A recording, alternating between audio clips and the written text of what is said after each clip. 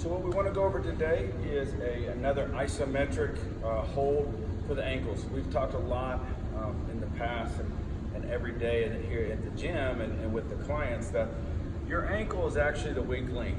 Look at it like this, like a set of tires. If I have a really good motor and I have a really good transmission, but I have a bad set of tires, the power that everything is producing can't get to the ground.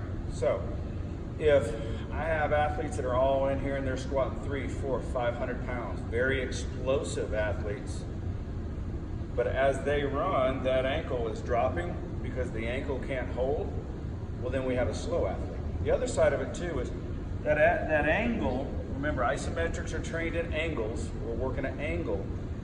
If this angle is broke to here, now I don't have a forward shin, okay? I'm not creating force forward, so I'm not gonna be fast.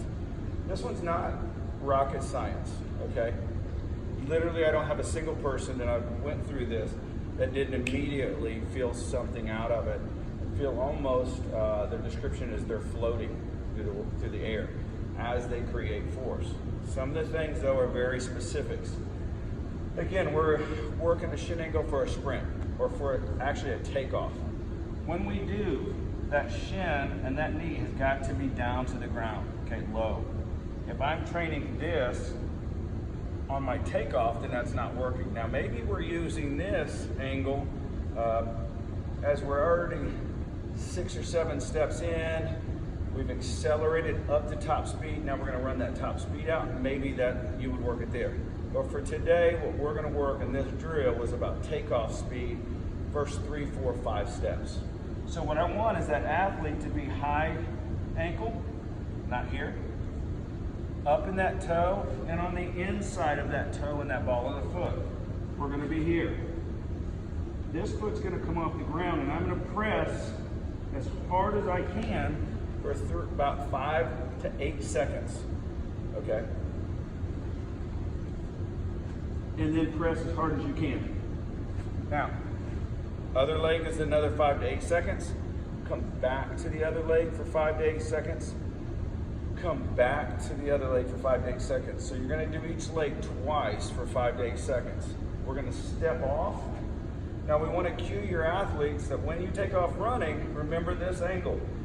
Watch that heel. As I'm looking at an athlete, I'm trying to see if he runs or she runs and that ankle heel drops, we need to do it again and help them feel it. Understand that when someone sprints and you're trying to make a change in the way they're sprinting, if everything is at top speed, most people, except for your high elite athletes, can't feel it. So they try, it's not that they don't want to, they can't feel it. When you put them into an isometric hold, they can now feel what it's supposed to. Their brain learns where that angle is and what that heel's supposed to do.